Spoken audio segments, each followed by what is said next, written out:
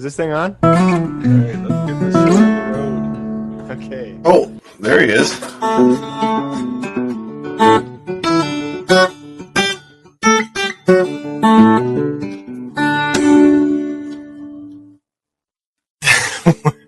What on earth are you doing, Doug?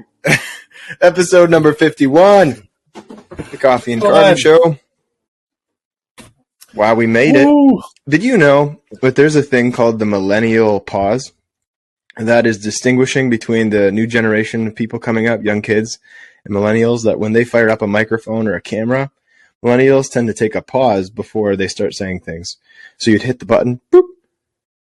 Hey, everybody, coming at you live from, or whatever it is. And whereas a kid now, like in their early 20s or teens, would just fire up the thing, go, boop, hey, everybody, today we're doing this, there's no pause.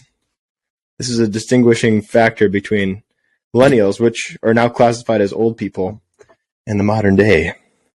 I did not know that. That's weird, wild stuff.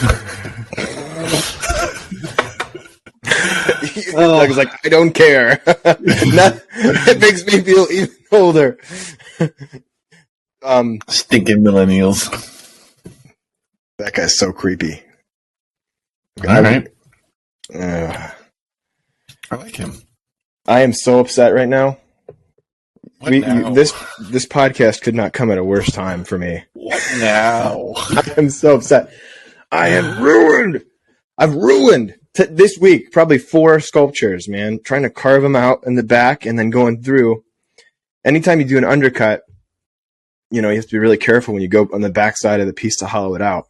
Because these sculptures can't be anything over like a 1/2 inch thick, being that they're being fired with other stoneware like bowls and things. The firing process is designed for those bowls, for those thin pieces. It's a short burst of high intensity heat. Whereas if you were firing just sculpture, it would be different. I wouldn't have to make it thin. But anyway, so to make it thin, I carve the back out like this. And then I keep carving through, making holes through the thing. I did it probably 6 times in the last hour on this one. And then I did it on a piece that I was just about to fire today. So you should stop doing that. Yeah. So anyway. What you drinking today, Doge? I am drinking Old Faithful. Same as last week. 3-in-1. The Nescafe?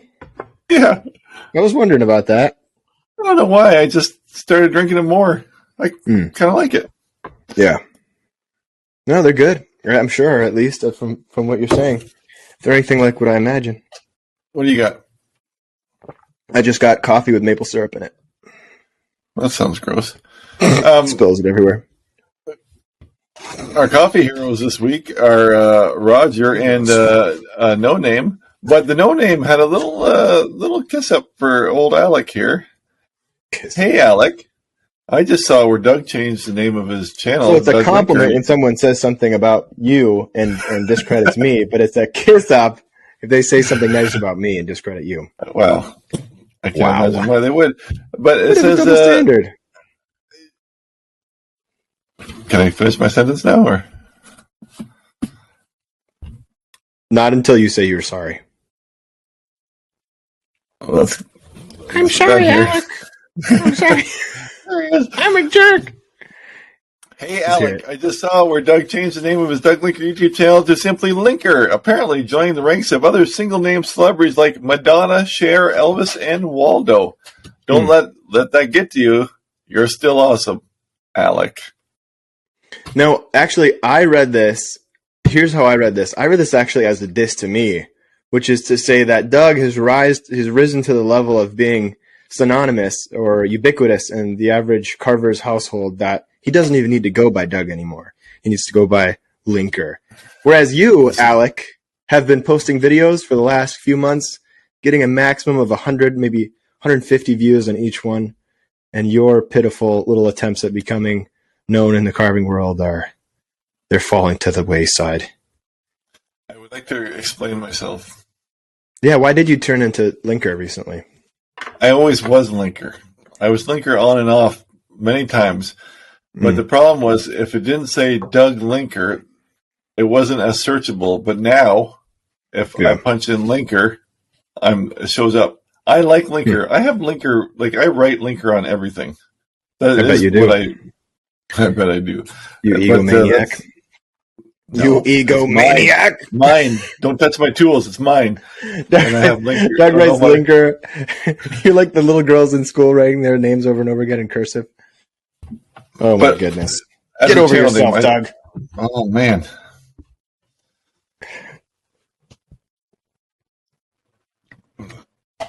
Can I continue? Get over yourself. I just like the Linker name by itself. I don't like the Doug Linker. I always like Linker. In fact, I even use my little man as the eye on my YouTube page, and I think it looks so fun. And the man I just like as an eye, you said? Yeah. I didn't notice that. I have to check that out. Wait, let me pull this up. Maybe I can pull it up and show folks on the... Pull up my channel. Yeah. And to add Doug to it, makes it boring. Oh boy, I'm finding other people called Linker now. Are you? Yeah, some other guy who's not as well viewed comes up as the first person. So maybe change it back. No. Let me see. Oh yeah, it's backwards, but I like that. Isn't that cute? That is cool. So it's all in one. It's my little logo as the eye and my name. Did you make that logo? That link? That whole thing there? I mean, I know you didn't make the little man, but did you? I made it all. Nice. You did. I did. Well, that man is a. Didn't you have someone make that for you? From the carving, yes. I changed his hat, but otherwise it was an app that I changed him to that, and then I made it simplified. But that's cool. The colored one I made. The black and white one, I had a graphic designer because I couldn't. I had to take out all the wrinkles and the fades. So that looks so cool. I see. Fun. So you simplified it. You made it less complicated. Yep. Yeah, I like that. I think a good logo is like that. It doesn't have too much going on. Simple. Well, I can show you. Just a sec. Yeah. Doug is currently walking over to the area of which we do not speak of. He's looking for some sort of a thing of some kind. I'm not sure what it is. All right. So the original sticker. Well, you can't see it very good. I'm going to have to take one out. I'm going to have to. I will sacrifice one for the podcast. Wow. Because they put them on here backwards, right? Mm-hmm. Oh, so it's like almost like an inside window sticker for a car or something. Yeah. That's cool. Don't bother. Oh, it's ruined. I am ruining it. There's lint on the sticky side now, Doug. All right. Oh, my goodness.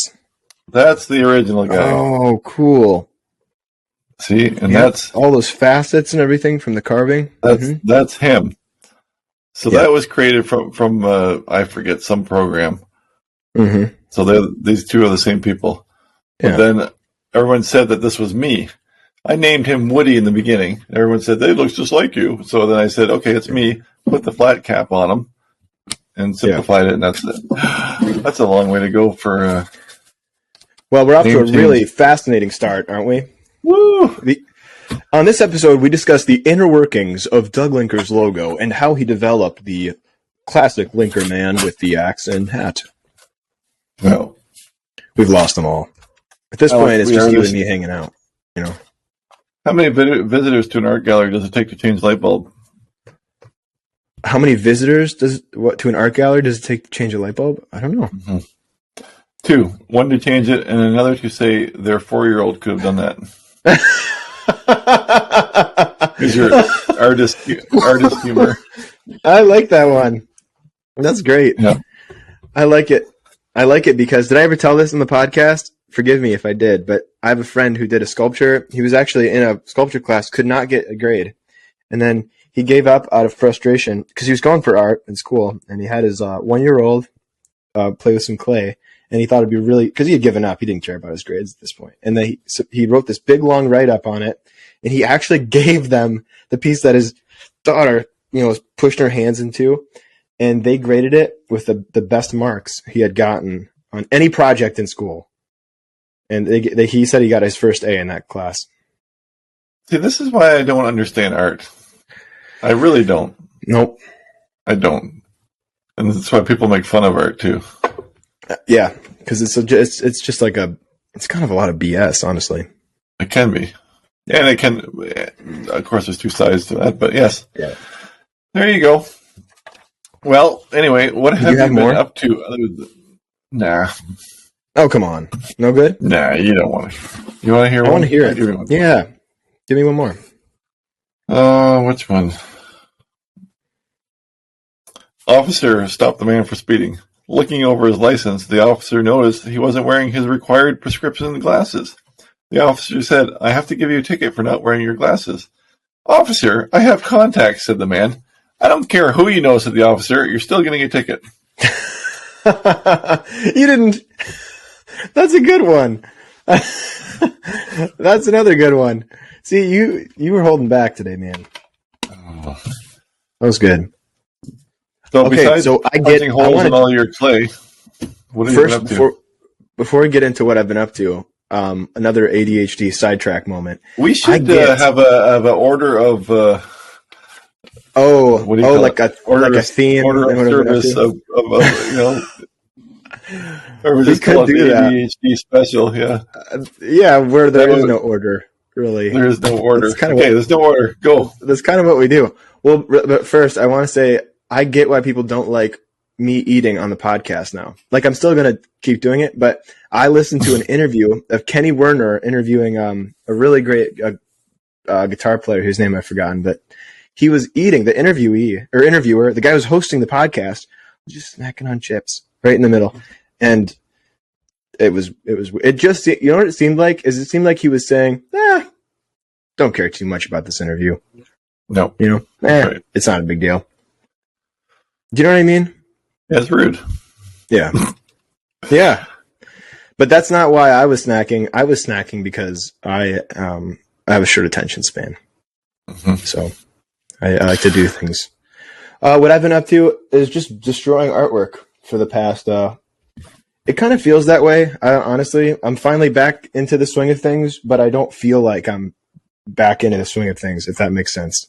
It doesn't feel right. Are you only doing clay at this point? No, I've done some wood. I actually made some. Burping into the microphone is rude too, though. I tried that last one hard. That was a stretch for you. No, you're right. That is rude. I'll cut that out in post. I apologize, everyone. Please forgive me. It's been mostly clay. I did some work on I don't know if you can see this. You can kind of see it in the corner here. This guy. I worked on her a little bit, but I didn't get very far because I got so excited about clay. I can't stop playing with clay. That's all I want to do now, even though I still love wood. It's awesome. It's so much fun. Now, is there any reason you're trying to pump out a lot of things lately? Is there anything coming up that you want to? Yeah. So every year we do this thing. I stole it from a sculptor at an art show who does like a little end of the year thing. Actually, he does a few of them. Open house, he calls it. We call it a collector's party. And it's just something that people who have the carvings already of mine, who have collected my work, or maybe their buddies or family members or whatever, they're all invited over to my parents' gallery. My old workshop that we turn into a gallery. And then we do like a silent auction, and it's Greek food and all this stuff. And the address for the event, if you guys want to come, is 111. But honestly, it's super exciting. But it would help if I didn't stop destroying my inventory for the event. So, well, so I'm wondering, do you have any wood products to share at the event? Oh, wood products, yeah, I do. I've made a fair share of all those carvings from the YouTube videos, and you've got quite a few little things here and there, so it'll be good. Good. It'll be good. Yeah, but anyway, that's what I've been up to. I mean, I could wax what I've been up to a whole bunch. I guess I'll show you real quick what I'm going to try and finish after this day is done. Oh, wow. This one is clay, but it's kind of kind of based on Annalise, but don't drop it. As far as selling, I say don't drop it. As far as selling clay versus wood, do you think people are more timid to buy clay? I have no clue. That's kind of part of the reason I want to make a few things. I mean, and realistically, when I'm done ruining half the pieces I've made, I'm only going to have like 4 or 5 clay pieces to maybe, I don't know, 15 or 20 wood carvings. But I kind of want to see what happens. I'm just curious if people like it or not. So yeah, I don't know. I'd love to hear from you guys. You know, if most of you listening, maybe you're into carving, maybe you're not. Maybe you like carving or clay or whatever it is. Just let me know what is it off-putting? Clay? I just wonder if it's if there's a little bit of nervousness versus wood that you can drop it on the ground, right? Oh, when you buy high-end art and it's very breakable versus a piece of wood that won't break. I'll tell you what's really breakable is this stuff. I say high-end art loosely, but sorry, I felt like I gave you a compliment. Well, this stuff is really pretty decently durable once you fire it, you know, and then glaze it. But it's a problem before then, and that's why I keep having issues. I keep breaking these leather hard pieces or the bone dry ones that haven't been fired yet. This stuff is super fragile. Whereas just stick a wire. What? Just stick a wire in the back to hang it. No, I've just got an undercut. It's just a little bit undercutted there as a lip, so that you can hang it on the wall. But yeah, it's probably better. You probably could melt the wire too. I don't know. I think so, actually. Yeah, I looked into that and to see if you could, because I don't know, these armatures, these people make these figures and they have all these fragile parts to them, and I'm wondering, how do they stay together in the kiln? I still haven't fully figured that out, but I know that you really can't use a metal armature in them. You have to use something that's supporting it that can be fired. I don't know if that's made of ceramic or what, but because it'll melt. So, but otherwise, yeah, I've made a little bit of progress on her, but a lot. I mean, that's basically it. I don't know what else. Oh, tree repair. Did I talk about that yet? The last video? I don't know if you talked about it or if I watched the video. Well, I did that. I can't remember if that was last week or not. Let's see what the date is on this. Wednesday. So if I did that on Wednesday. No, I think you talked about that you were going to do it because I asked you about the gluing and whatnot. So yeah, you hadn't done it yet. I ended up gluing a log to this thing. I don't know if you can. I'm kind of standing in the way of it right now, but I literally just glued a log to this carving, and let's see if I can. There we go. You can see it there. I mean, it looks ridiculous, but is that glue? That's like a foam, expanding foam glue. It is, and I actually looked for that because I was thinking to myself, I bought this non-expanding glue. What if there are gaps? You know, what's going to fill that? So, turns out the reason that Abby Peterson is using this particular type of glue, this foaming original Gorilla Glue, is because you can carve it. I mean, you can literally shape it and paint it, finish it, and you can't stain it, of course, but it holds up pretty well. So here's what it looked like before. 12 inches by 13 inches of rod, about 3 inches deep. Yeah. And then this is what it ended up looking like when it was all said and done. Pretty decent. See, you didn't show that in the video, the finished product. I did I made another video. There it is, finished. I made another video. Did I not post it? I can't remember if I even posted it. I just remember watching the video and then you ended it. I was like, what the Sam Hill did he do that for? Why didn't he show the finished product? Oh yeah, I have a part 2 on here. It's because I hadn't finished it yet, and I did a part 1. So yeah, I haven't posted it, but it's on there. So okay, that makes sense. I'll post it tomorrow. But yeah. So that was super. Actually, all in all, that was a successful project. It took about a couple of hours to get everything set up, to glue it on there, and then it took another I don't know, 4 hours to get it all carved down and get the texture. And then young Sam and I went to paint it. And that was that. So we did the paint job a couple of days ago and put some more clear coat on some outdoor carvings and nothing too exciting. So what about you? Well, busy as usual. And I do have a story, though, to make you very jealous. Do you know, Yeah. I'm learning lots as a new Jeep owner that I was not aware of. But last Friday, I believe it was Friday, I went out to my Jeep and I was ducked. Oh, I saw that. And I didn't have a clue who put junk on my truck. And I went over there and I picked it up and I read the thing and it said, "You have been ducked. With all the craziness going on in the world, I hope this rubber duck brings a smile to your face. Spread the joy by taking a photo. Spread the love by taking a photo and sharing on social media." And it is Duck My Jeep Ontario. Hashtag official ducking Jeep. Nice Jeep, it says. Isn't that fun? So I guess that's a thing. Up. Yeah. It's a thing that ducking, you put rubber duckies on Jeeps if you like them. That is so cool. I hate you. I never knew. Like, the wave is one thing. Like, the wave is just... Give me a duck. The second nature now of waving is just automatic. I don't even think about it. I just wave to every Jeep now because they all have their wave. But the duck thing was totally new to me. Yeah. So, it was fun. No one's ever going to give me free toys. It's funny that I never heard of it before either, right?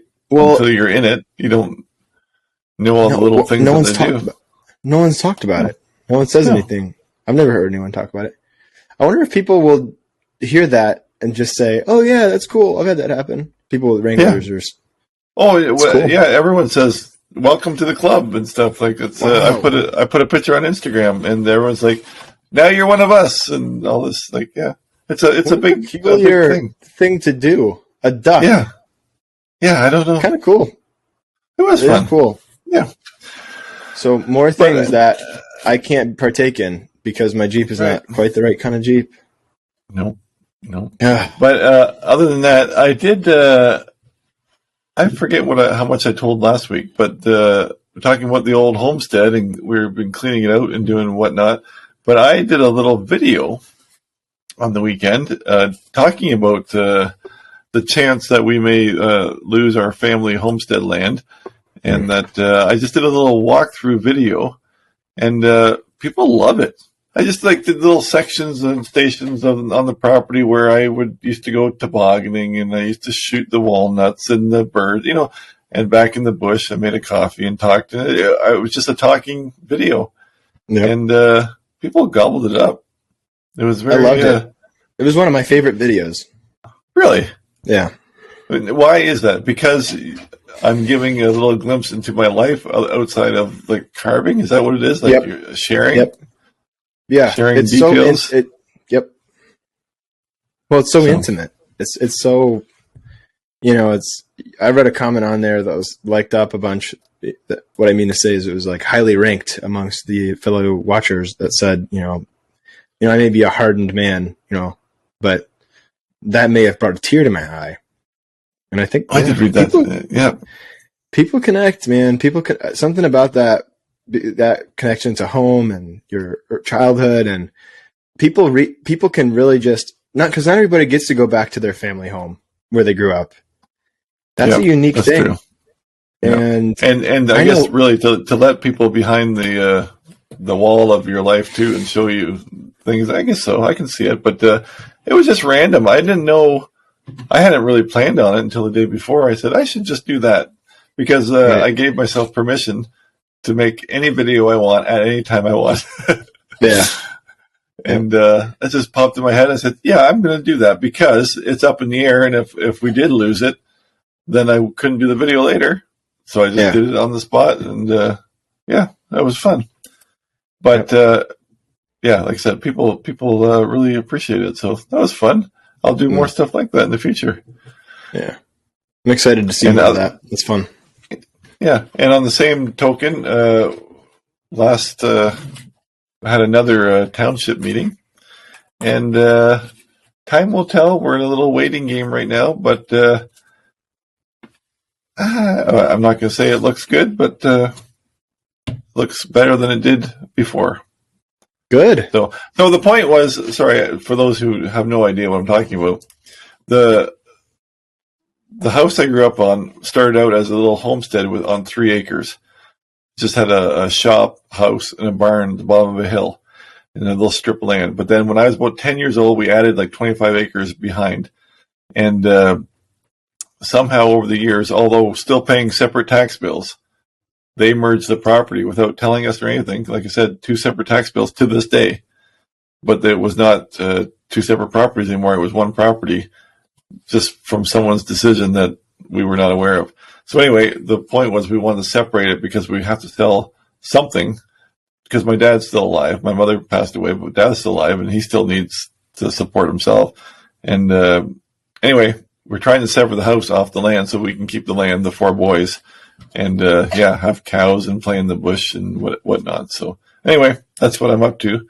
So another meeting last night, and we'll keep you informed along the way. My next video is either going to be we lost it or we won. So we'll see. Right. Cool. Yep. Yeah. So fingers crossed, man. No. That's big stuff. You get to keep your property or not, and that's a heavy thing. Well, the truth of the matter is, any of us can keep it if we want to pay the price. Right. To buy everybody out.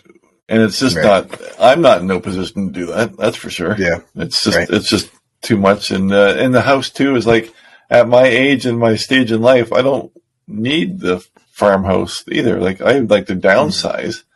Right. I like having the land to play, but I don't want the work that comes with a bigger house and all the homestead stuff. So anyway. Right. I got a call from my wood provider. Okay. My old wood provider. He called me and said, "Hey, I found some bark and went for a hike, and found some bark for the first time in, I don't know, 10 years." Okay, we get it. Should I accept it and talk to him on the phone? Tell him you're on a podcast right up front. Okay. Why isn't it coming on? Oh, it's not coming through on my. Let's see. Hey, Alex. Hey, you're on the Coffee and Carving Show. I'm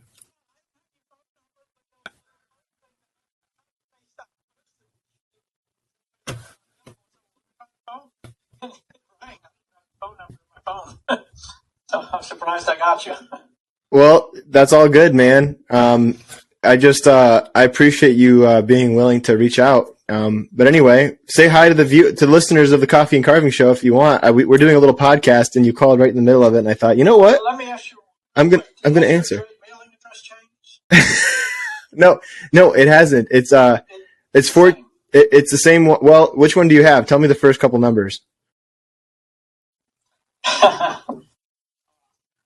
I can. I can text. I can tell you just a minute. I'll text it to you. The last time I sent you was like 2017, so that's a while back. Yep. That's what I was just explaining to everyone. 3939 Hagerman. Nope, that's not the one anymore. I'll text you the new one right now. Okay. Okay, that'd be great. And that way I can get it in the mail today. Thank you so much. I'll have to let you know the shipping cost too, because I have to print that. No problem. No, thank you so much. Okay, yeah, well, send that to me and I'll get it out. All right, I will. Thanks a lot. Bye-bye. Thanks, Alex. He didn't catch in the slightest. No. He wasn't listening at all, was he? No. No. So is that bark? So there you have it. 2017. This is my old bark supplier who decided to not do it anymore. And he found some. He's on the West Coast, or? Yep, he's over on the west side. Wow. So, yeah. So when you order bark from a guy like that, is he sending you like a big box or a couple boxes or a couple pieces? I wanted a couple of boxes, but I think he can only piece a box together with what he has. He doesn't want to part with more than that. So, yeah. I think he's still carving it. Maybe he's sending some to other people on his list. I'm sure. Yep. Yeah. But boy, has it gotten expensive. It's gotten expensive. Yeah. Bark has. Holy crow. Holy crow. Holy crow. That's right. So anyway, so you were saying about about your property and your childhood home, being able to reacquire that would be a huge deal. And then I think Alex butted in.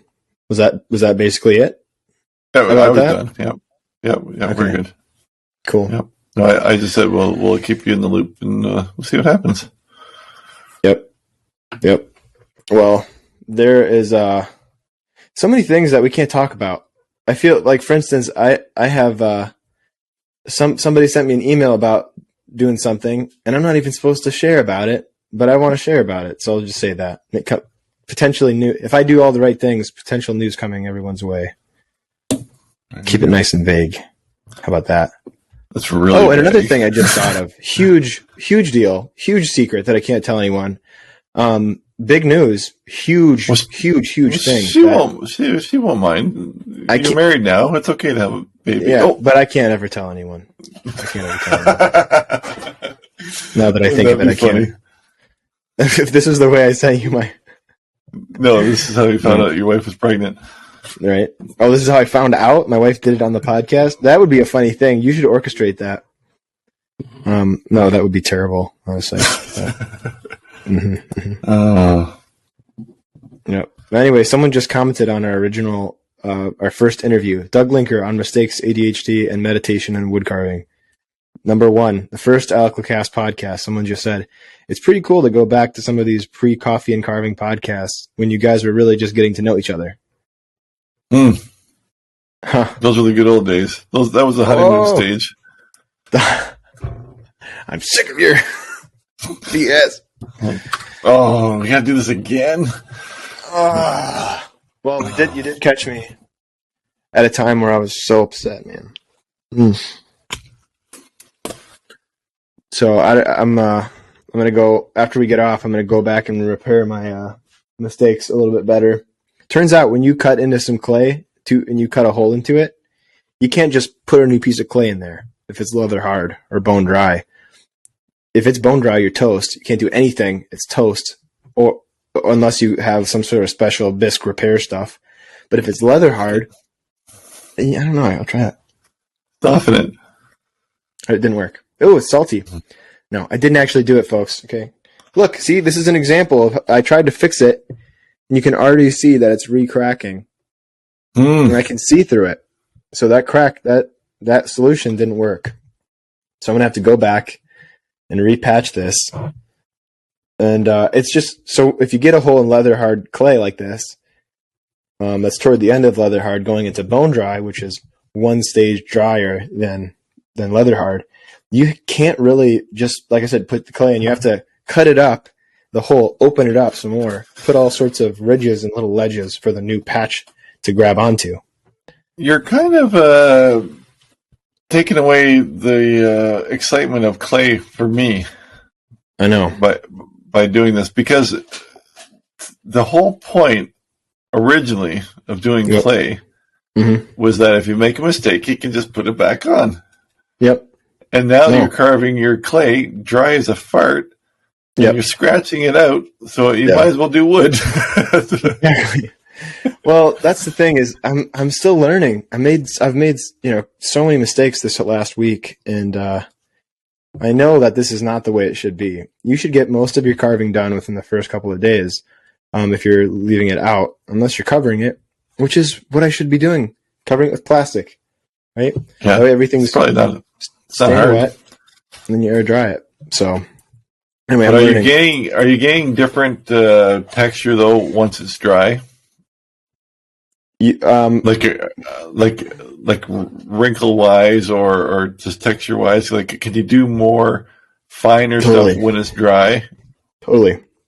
Yeah, because it is hard when you've got hands like we do and we're used to pushing on stuff hard, really hard.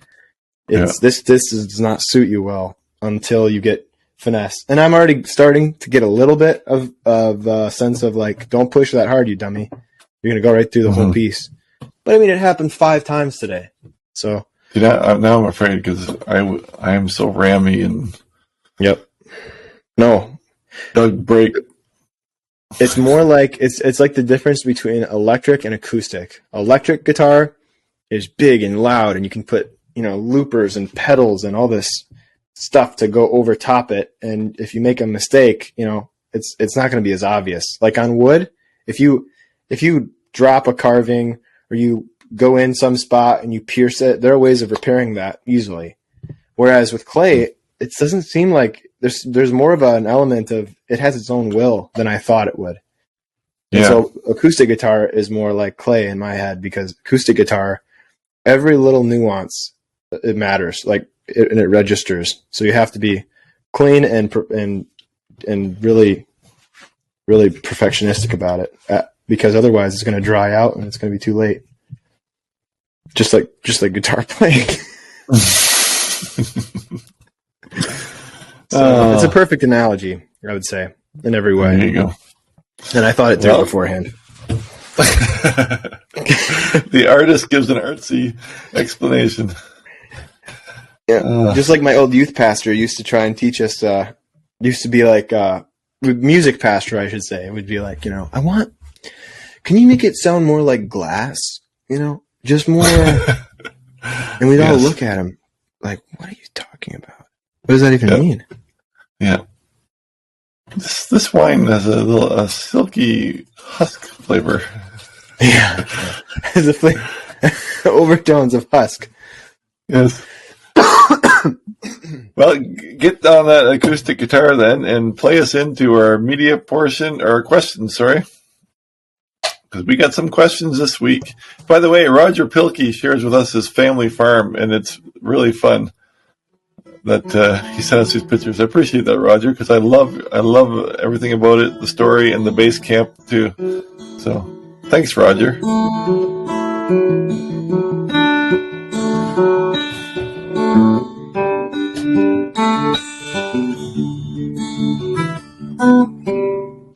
Media questions and questions. Mailbag.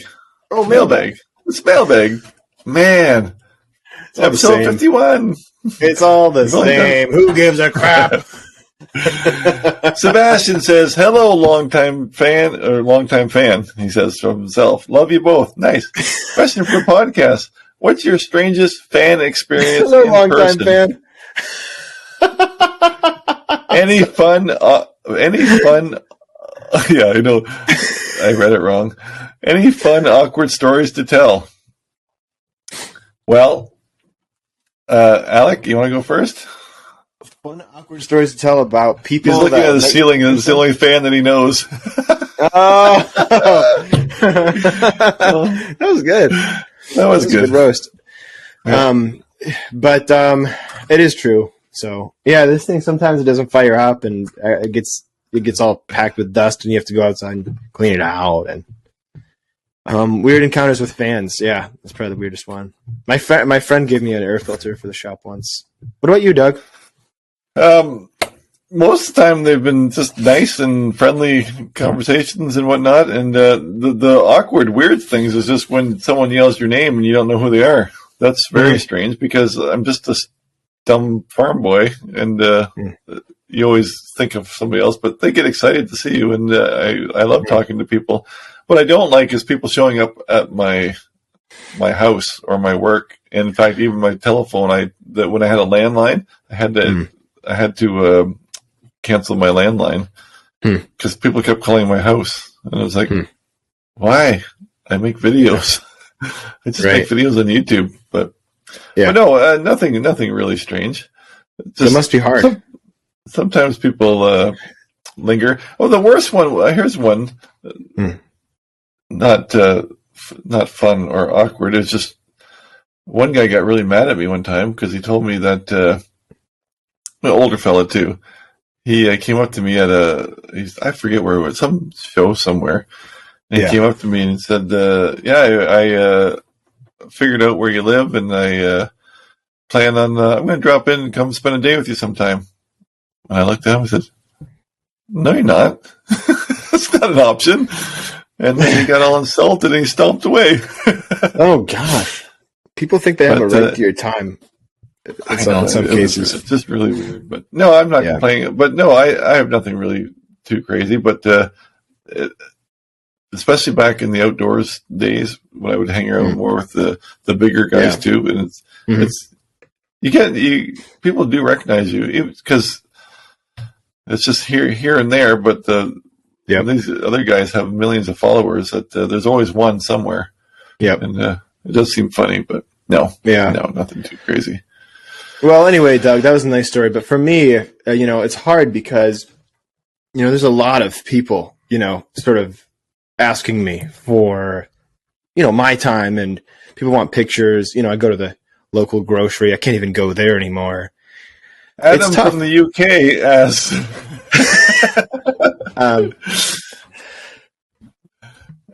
Joinery carving benches. People want me to sign their cast. Is that even a thing anymore? That's just your sister. My sister, yeah. Dang it. Are you aware of any company which produces my aunt broke her arm once too, so. Are you aware of any company which produces a commercially available carving bench? It seems that if you want a general woodworking bench, a joinery bench, or a cabinet maker's bench, there are lots of options, but no one seems to sell a carving bench. Have you made or adapted your own? So I'm going to jump in right away. Please. Because I don't know if it's the most practical carving bench in the world, or I just think it's beautiful. But Veritas, which is the Lee Valley brand, makes a beautiful, like a wrought iron legged carving bench that flips up. Mm-hmm. But to be honest, it's no different than what we do on here. Yeah. Right? So I have a little workbench here. You have to tell them about, your affiliation with them in that table, the percentage that you get from each sale. I get nothing. Legally, you have to talk about that. I want to say that I have never purchased one because they're never available, and they cost so much money. Do they? Like, well over $1,000. Oh, wow. Holy smokes. Yep. And it's only a little square, too, but it tilts up and down, and you put the pegs and stuff. It's really cool. Huh. It's beautiful. That's why I say I don't know how practical it is. I don't know if you'd be hammering on it, but to us and what we do is I have that little. Here, you tell your experience really quick. My experience? I made one. Actually, it's pretty full. You can see it right now. It's pretty rough. It's crude. 2x4s. So 2x4s stacked side to side, not end to end, side to side, not end to end. And so the 4-inch side or 3.5-inch side is lined up, and then I ran through some threaded rod and nuts and bolts on each, some nuts on each side. So yeah, put some casters on it. All I was going to show was this little more of a portable wall mount type thing that I can put into a jaw horse, or I can even screw it to something. Yeah, for that vertical carving, but otherwise I just use the workbench. Yeah. Yeah. So these setups that Doug and I have on our walls are also pretty interesting. And they actually come from a guy named Ron Adamson, who I actually have had the privilege of meeting in Montana a few times. He's a nice, once, but on a trip, we saw each other a couple of days in a row. And what I'm saying is him and I are probably the closest of friends now. And no, but he showed me this setup in person. I got to see his studio, and that was surreal. But it was just really simple in his garage. But yeah, this piece of 2x4, or I think he had a 2x6, which we also have a 2x6. I think you do as well, but yours is live edge. But just mounted it to the wall at like a 20 or 30 degree angle, and then you clamp your fixture board, which is screwed into your bark, onto that. So that's one means of you and your degrees. It's probably about 10 or 15 degrees max. But 10? Is it? Yours is. I think yours is not as hot, not as angled though. Yeah. You don't think yours is 20? Oh, okay. Nope, not at all. Yeah. But anyway, Ron Adamson, you always credit him for that, but I bet you he probably credits somebody else because I've watched old videos and they have the same thing. So it's just really? What do you call it, evolution of people carving that type of carving. Totally. Yeah. Yeah, but I mean, Ron's one of the early guys for sure. So definitely needs to be credited. But yeah, he's definitely somebody to look into as well.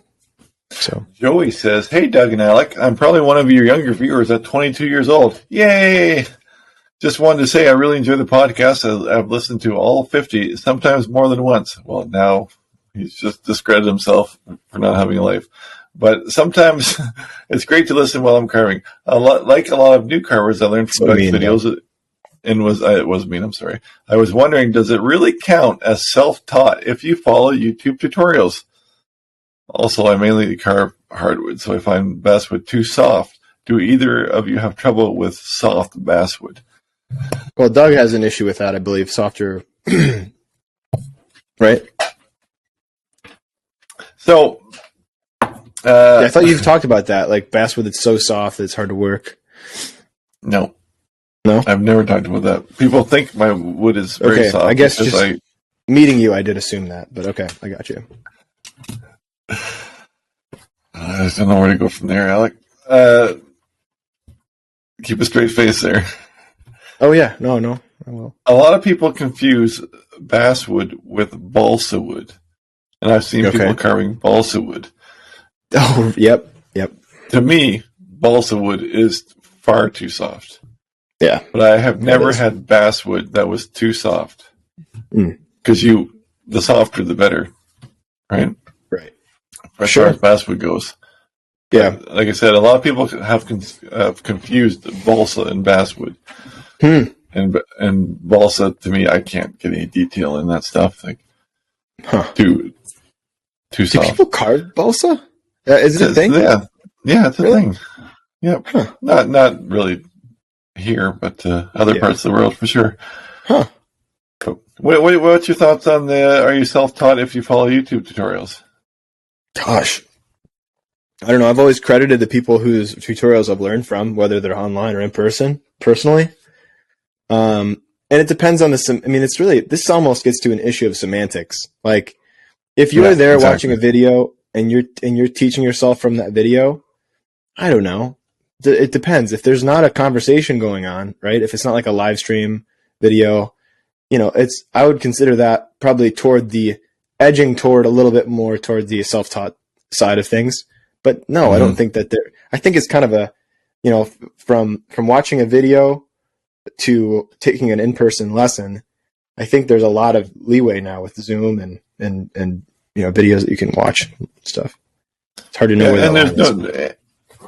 And if you don't practice, it doesn't matter either way. So the practice is on you. So yep. Gene Russell, this is one for Alec. You want to sing that song there, Alec? Nope. He says, Gene says, nope. Alec, learn the tune to Garden Party by Ricky Nelson and sing the following to that tune. So maybe next week. I won't delete that one.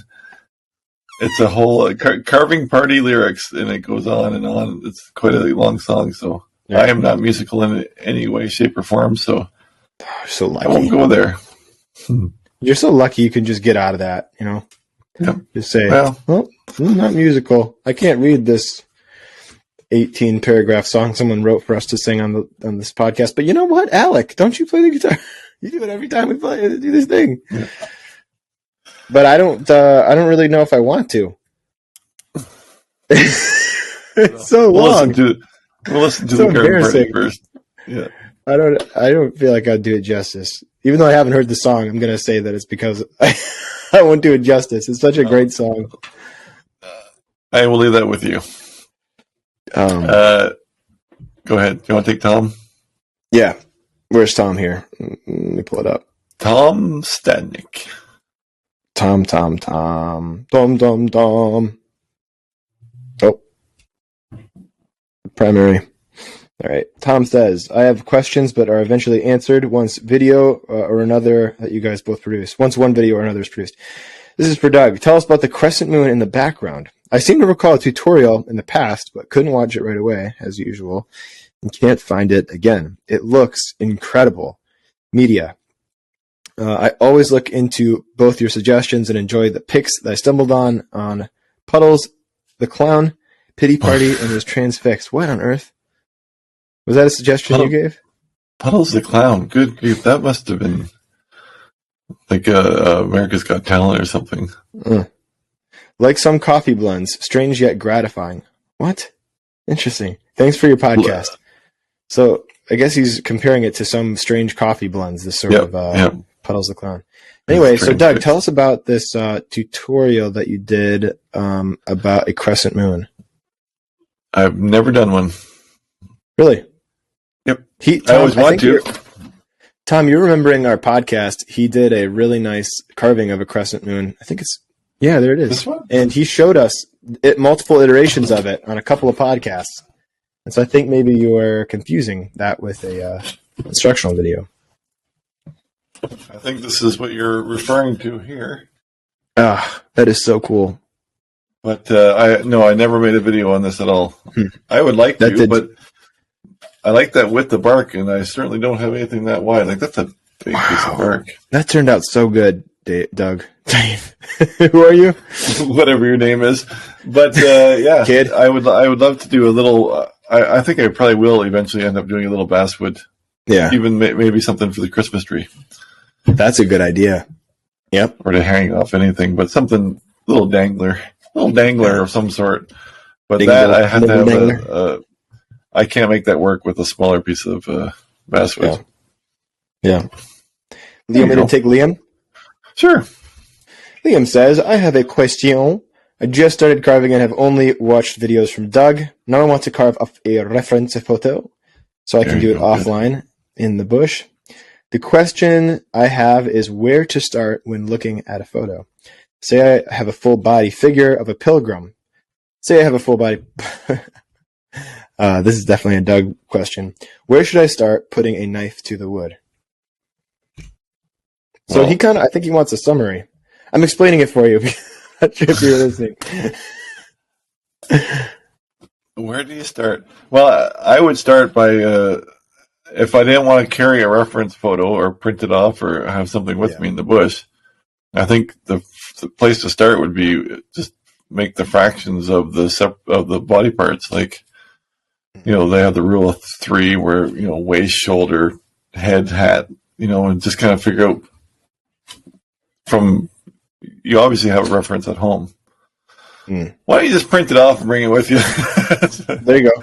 Why don't you print off each frame of the video so you can just stop, pause, print, pause. No, he's asking like where to start from with a reference photo. So yeah, I would definitely start by just divvying it up in the what am I saying? Fractions of the body, like the thirds. Yeah, key points, key parts. Like where's the head in relationship to the body, and how many heads does the body make up? It doesn't matter what the leg looks like. It matters if he's wearing like knickers, and what size, or funny little buckled shoes, which I've never seen in my life. But or a buckled hat. To be honest, I've never seen a buckled hat, but the pilgrims seem to always have them on the pictures of them. So. Right. Yeah. But yeah, that's a terrible answer, but man, that was horrible answer. Sure was. Gosh, horrible answer. Why did you even bother trying? I'm you know what? I'm done answering questions today. Yeah, you are. You should be. I'm going to call this whole thing off once we're done with media. Exactly. Yeah, I would. We don't I'm done. I'm done for today. After this media portion.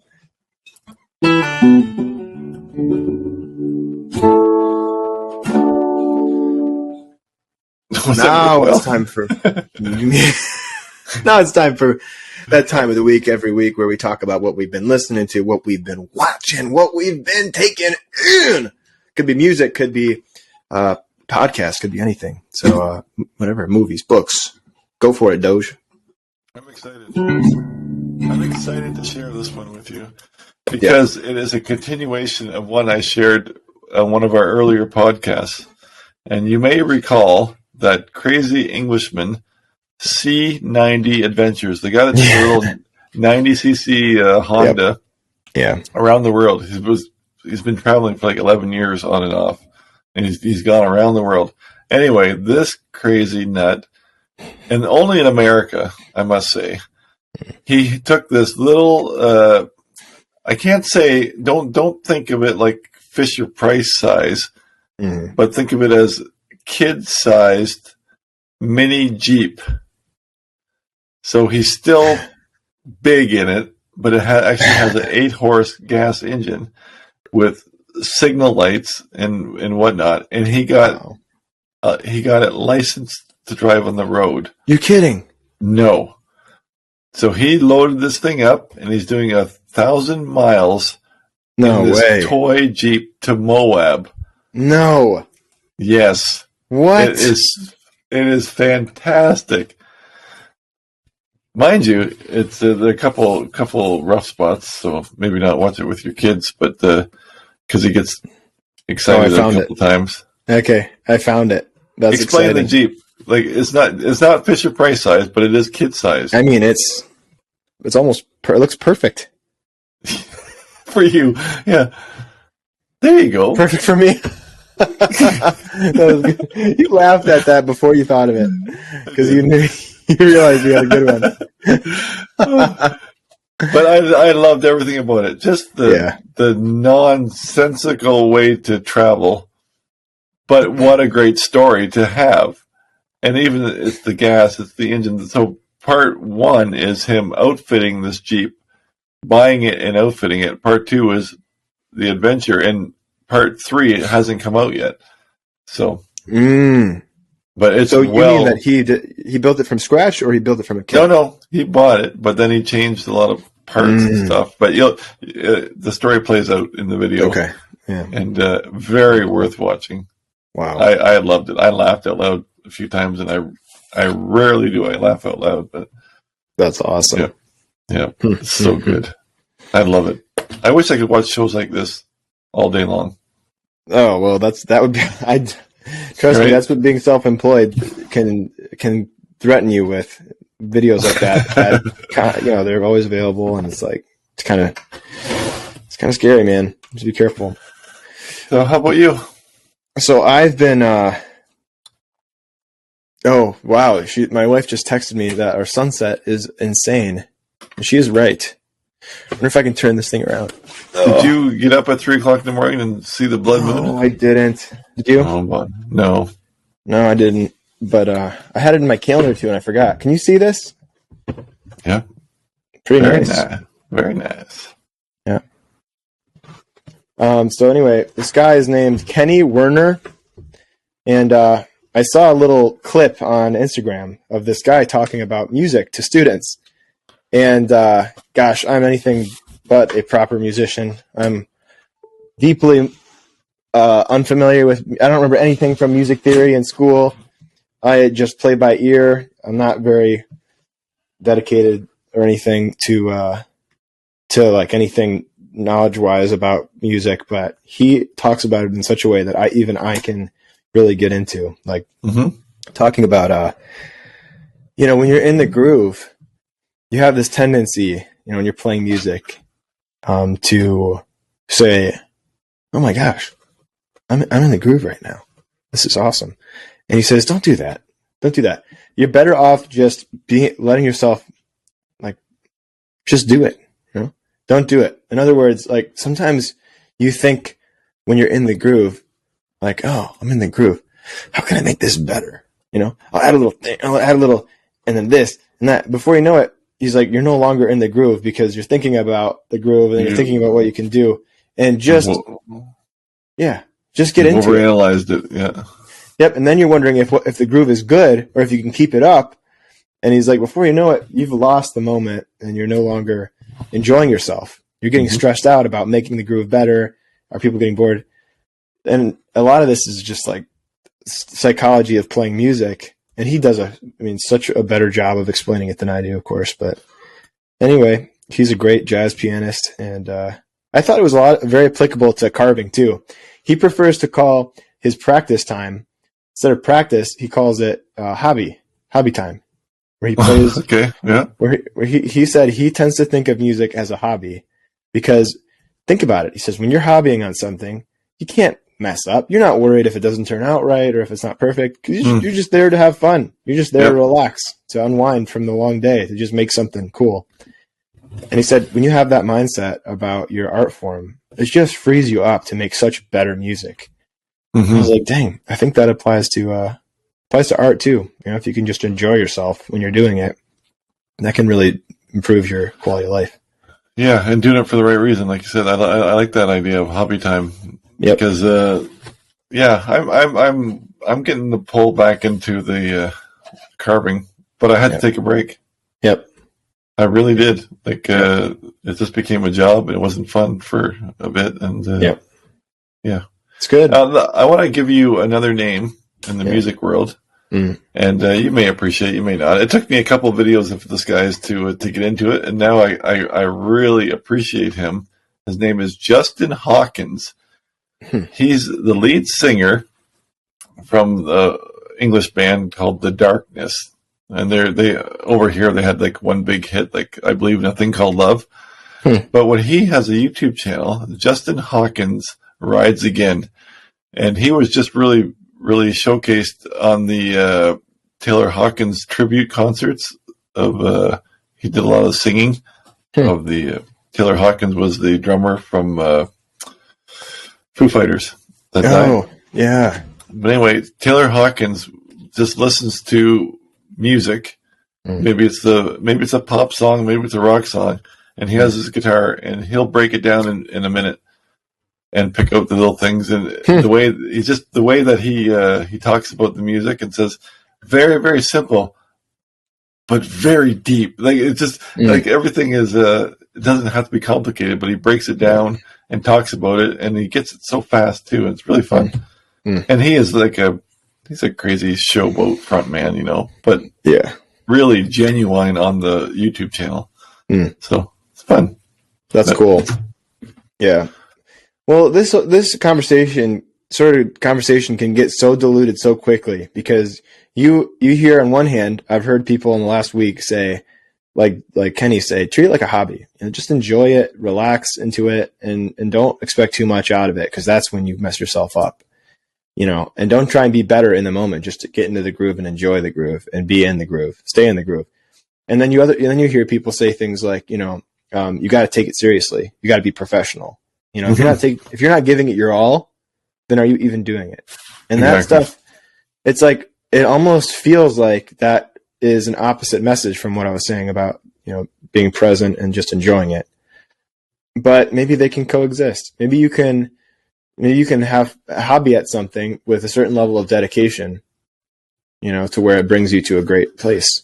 And I listened to a podcast today with Wayne Gretzky. Yeah. And Wayne Gretzky does a lot of golfing. In fact, his son-in-law is a pro golfer and one of the best. And he said, they asked him, do you think that you could be as great in golf as you would in hockey? And he said, absolutely not. I have a passion for golf, but I cannot put in the work needed to get there. So he just wants to enjoy it and never, you know, put in the same effort he did for hockey, where he was called the great one, right? Right. So. Well, yeah, and a lot of it just comes down to that. Like, I mean, he probably spent the majority of his childhood and adulthood doing that. Becoming the greatest hockey player ever, yes. Yep. And there's actually a certain level of insanity to that. And actually, maybe some unhealthy things that are required to become the best at something, you know? So maybe you rethink that whole thing of wanting to be the best. Best. He said he calls his son-in-law a golf savant, like just eats, breathes, and thinks golf. Like it's really, yeah. So. Is he a pro golfer then? He's a pro golfer. Oh. I don't know. His name was Dustin something. I know nothing of pro golf, so I won't pretend. Yep. But that's the show, folks. Yeah, that's it, man. Hey, everybody. Take your...